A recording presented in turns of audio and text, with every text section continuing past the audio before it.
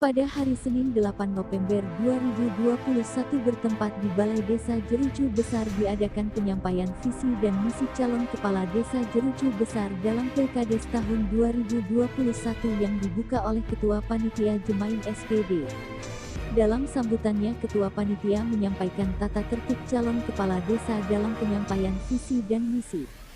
Acara ini dihadiri oleh perwakilan Kecamatan Sungai Kakap BKMT Babinsa Desa Jerucu Besar Bribtu Sunario dan 4 personil Polsek Sungai Kakap BPD perangkat desa RT dan RW Desa Jerucu Besar, serta para pendukung setiap calon. Napiah calon kepala desa Jerucu Besar nomor urut 1 kepada sejumlah wartawan usai mengikuti penyampaian visi dan misi dia mengatakan, saya mengutamakan musyawarah mufakat. Artinya apapun keputusan musyawarah dengan mufakat itu yang saya ambil. Saya selaku kepala desa hanya pelaksana, tapi yang saya gunakan itu aspirasi masyarakat. Artinya itu kemauan masyarakat itu yang saya ikut. Bukan saya sebagai kepala desa penentu, tapi masyarakat ujung tombak saya. Fardu kifayah itu program pribadi saya. Tapi program pribadi itu Allah kasih saya kesempatan 6 tahun yang akan datang, program itu akan bergulir. Jika nanti suatu saat nanti saya tidak melaksanakan program fardu kifayah itu, silakan masyarakat tuntut saya melalui hukum yang berlaku. Saya mengharapkan terutama pendukung saya paslon nomor 1, saya berharap semoga apa yang kita rencanakan, apa yang kita inginkan, Allah akan kabulkan. Tapi kembali ke semuanya itu retak tangan. Dengan garis tangan itu hanya rahasia Allah. Yang saya mau dalam pilkades ini aman, kondusif, damai, serta intinya damai lah. Sementara Nur Halijah SE, calon kepala desa Jerucu Besar nomor urut 2 kepada wartawan dia menjelaskan visi dan misinya. Dikatakannya kalau saya diamanahkan kembali saya akan melanjutkan program yang sudah ada dan saya akan membuat program-program inovasi yang baru yang melibatkan semua aspek masyarakat. Dikatakannya terutama di dalam meningkatkan kesejahteraan masyarakat, apalagi yang menjadi prioritas saya adalah mempertahankan desa mandiri, di mana desa mandiri adalah suatu masyarakat yang mampu mengembangkan kebutuhan dasar sosialnya. Kalau saya diamanahkan kembali, saya akan melanjutkan program yang sudah ada dan saya akan membuat program-program inovasi yang baru yang melibatkan semua aspek masyarakat, terutama di dalam meningkatkan kesejahteraan masyarakat. Nah, apalagi yang menjadi prioritas saya adalah mempertahankan desa mandiri, yang mana desa mandiri adalah suatu masyarakat yang mampu mengembangkan kebutuhan dasar sosialnya. Nah, yaitu infrastruktur yang baik, kemudian mobilitas yang cukup, tidak sulit, kemudian pelayanan publik yang baik dan tatanan pemerintahan yang baik. Nah, inovasi baru banyak sekali yang akan dikembangkan sesuai dengan potensi desa yang ada. Nah, desa ini mempunyai potensi alam yang cukup luar biasa, baik itu sumber potensi alamnya, sumber daya manusia, serta kearifan lokal yang harus kita kembangkan, yang selama ini memang belum mampu untuk meraih semua potensi itu. Nah, termasuk potensi wisata akan dikembangkan lagi, kemudian potensi air, nah apa yang saya tadi kan kemudian potensi pertanian yang menjadikan suatu aspek utama di dalam kehidupan masyarakat, khususnya di besar produk unggulan desa Jerucu Besar ini yang akan kita bagi membantukan kepada masyarakat agar pertanian di Jerucu Besar ini lebih meningkat sehingga bisa membantu masyarakat. Kau mendengar memang ada program kita khususnya di Badan Usaha Milik Desa, karena saat ini kita lagi mengembangkan internet desa. Kemudian mana internet desa ini adalah merupakan suatu program unggulan yang akan dikembangkan ke seluruh masyarakat desa dan akan dikembangkan ke desa-desa lain, bahkan akan menjadi pilot project untuk di tingkat kabupaten Kuburaya. Terpisah Yakob SHI calon kepala desa Jerucu Besar nomor urut 3 saat ditemui di kediamannya usai mengikuti penyampaian misi dan visinya kepada wartawan, dia menjelaskan misi dan visinya. Mewujudkan pemerintahan yang bersih, yang harmonis, kemudian sejahtera dan regilis. Kemudian misinya itu sudah kita sampaikan tadi. Nah, jadi saya singkat ya. Bidang pemerintahan itu kita kepingin bahwa pemerintah ini bersih daripada KKN. Karena KKN ini yang merusak tatanan kehidupan kita tentu dimulai daripada pemerintah dulu. Baik dari stafnya, ya semualah staf-stafnya, dusunnya, lebih-lebih kepala desanya jangan melakukan KKN. Ini kan melanggar undang-undang kita. Yang kedua, karena tidak KKN, kita berusaha di desa ini menggratiskan administrasi, segala administrasi yang sifat administrasi kependudukan, kita gratiskan kepengurusannya. Artinya kita bentuk satu orang yang di desa ini yang urusannya memang kita gaji mengurus administrasi. Desa yang menggajinya, jadi tidak minta lagi kepada masyarakat untuk biaya transport orang tersebut.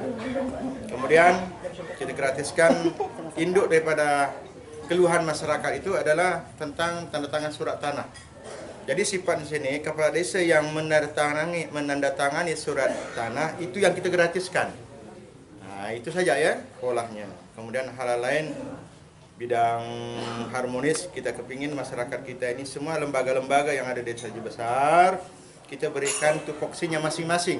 BPD, hak BPD silakan bekerja semampunya, LPM silakan bekerja semampunya, Karang Taruna, enak ya. Kemudian Posyandu, PKK, begitulah kerjakan haknya mereka masing-masing. Desa hanya memfasilitasi ketika ada kerjasama, ayo kerjasama membangun desa. Tapi desa tidak akan mengambil hak mereka supaya apa? Desa kita ini kan mau hidup berdampingan.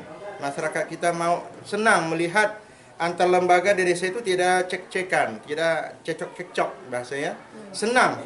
Ya, jadi harmonis hidup kita, aman, tentram desa kita gitu kan. Kemudian yang selanjutnya saya singkat saja bidang ekonomi. Bidang ekonomi ini bagaimanapun juga kita berusaha desa di besar ada menambah income buat masyarakat, bukan untuk income pemerintahan desa ya.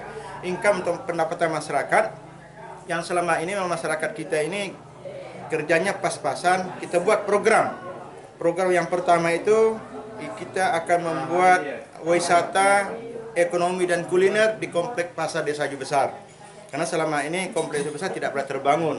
Yang sekarang ini wisatanya wisata pemandangan sudah ada, itu udah bagus, tapi wisata ekonomi ini yang kita kembangkan. Kenapa? Desa Ju Besar ini desa induk. Karena hanya yang ada desa Ju Besar pasar, Sungkupa ke pasar, desa lain ke pasar, maka pasar ini kita tata, kita indah, jadikan taman wisata. Dan di pasar inilah tempat hiburan. Malam ada hiburan. Karena kita kembangkan semua seni dan budaya yang ada di desa Ju Besar ini.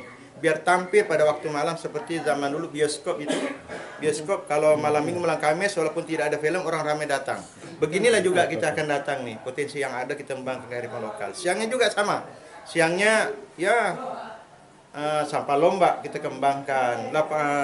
Apalagi sekarang alhamdulillah ketika kita terpilih jadi kepala desa itu sudah ada seseorang jadi besar ingin memberikan tanah hibah pakai untuk olahraga. Ini sangat menunjang olahraga ini karena bidang ekonomi juga berikan kesempatan kepada masyarakat untuk berdagang kecilan di sana. Begitu juga komplek pasar sehingga ekonomi ini bertambahlah walaupun itu tidak sepenuhnya seperti itu bertahap-tahap. Yang kedua, kita meningkatkan permohonan bantuan kepada pemerintah bidang pertanian. Nanti satu orang ditunjuk bidang pertanian, bantuan apa mau diberikan kepada masyarakat, bidang ekonomi, bidang pertanian. Apa syaratnya? Nanti satu orang memenuhi syarat ini. Kalau kelompok kita bentuk kelompok. Begitu juga peternakan. Kita ke dinas peternakan meminta apa bantuan pemerintah terhadap masyarakat yang mau beternak. Seandainya ada, apa syaratnya? Begitulah pertanian, peternakan, perkebunan lagi. Perkebunan ini kita lihat di besar ini banyak rusak disebabkan dengan pintu air yang rusak. Ya mudah-mudahan kita kerjasama dengan pemerintah, kita mohon pemerintah bagaimana cara mengatasi perkebunan meningkat buah kelapa, enak ya, pepohonan lain meningkat. Kalau memang ada bantuan kita fasilitasi satu orang dibentuk untuk mengurus malah perkebunan, enak ya. Kemudian peternakan, enak ya. Nah, ini kita juga minta bantuan apa yang maunya masyarakat, mudah-mudahan di pemerintah itu ada bantuan seperti contoh, umpamanya bebek. Nah, kelompok mana yang mau membuat kelompok bebek? Tuntaskan. Kalau memang itu bidang perikanan, kita bantu. Memang ada menteri khusus perikanan, datangkan, berikan mereka dididik betul-betul sampai perikanan itu tuntas mereka belajar. Bukan sekadar bantuan, bebek bantuan, kambing diberikan bantuan, tapi tidak ada pendidikan tentang binatang seperti itu, tentang kehewanan. Jadi kita maunya usaha ekonomi betul-betul masyarakat itu merasakan bahwa income dia bertambah. Nah, itu maunya kita, Pak. Karena memang jadi besar kepingin dua aja. Jalan bagus, sarana bagus, yang kedua isi perut kita. Ini penting nih Pak. Apapun yang lainnya, perut juga, kelapa gimana juga. Itu kita buat program seperti itu. Yang terakhir, pembina dan pemberdayaan bidang keagamaan. Desa Juru Besar ini, kalau Majelis Taklim itu perempuan 21 Majelis Taklim, laki-laki 1, lagi kalau kelompok keagamaan yang lainnya, insya Allah kita berikan pembinaan dan pemberdayaan. Setiap tahun kita anggarkan, walaupun kecil, insya Allah ada. Ya. Kemudian organisasi-organisasi yang lainnya seperti bidang kemasjidan, Dewan Masjid Indonesia kita hidupkan lagi karena 5 tahun terakhir mati. Yang penting ini, informasi tentang masjid, kemajuan surah itu ada dalam Dewan Masjid Indonesia. Kita bentuk.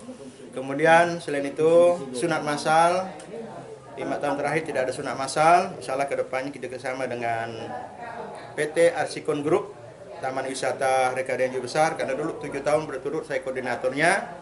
Begitu kepala desa ini tidak kita kerjakan karena saya tidak sanggup, tidak ada kerjasama. Insya Allah kedepannya kita laksanakan sunatan massal. Kemudian isbat nikah, saya masuk dalam program masyarakat kita bidang keagamaan yang menikah tidak ada buku nikah. Pemerintah desa bekerjasama dengan pengadilan agama, insya Allah akan dibuat kerjasama, biaya juga dikerjasamakan, diadakan isbat nikah supaya masyarakat kita bisa mendapatkan administrasi tentang pernikahan. Yang terakhir, santunan yatim. Alhamdulillah, di Besar ini sudah belasan tahun, saya sebagai koordinator pendiri santunan anak yatim. Alhamdulillah sampai sekarang santunan anak yatim itu 1 tahunnya hampir 2 juta rupiah. Nah, tidak ya. Muharam selaku Panwas dia mengatakan seluruh kegiatan yang bersifat dari PPKD itu dalam pengawasan semua. Dan untuk hari ini kita selaku Panwas berterima kasih banyak pada seluruh calon dapat mengendalikan pendukung dengan kondusif, aman sesuai yang diharapkan. Seluruh kegiatan yang bersifat dari PPKD itu dalam pengawasan Panwas semua. Dan untuk hari ini kita selaku Panwas berterima kasih banyak kepada seluruh calon dapat mengendalikan pendukung dengan kondusif, aman, sesuai yang diharapkan. Jadi untuk beberapa tentang yang bersifat pengawasan Panwas, dari penetapan deklarasi damai yang ada, kami selaku Panwas berterima kasih banyak kepada warga Desa Juru Besar khususnya dapat mengendalikan situasi dengan kondusif. Money politik.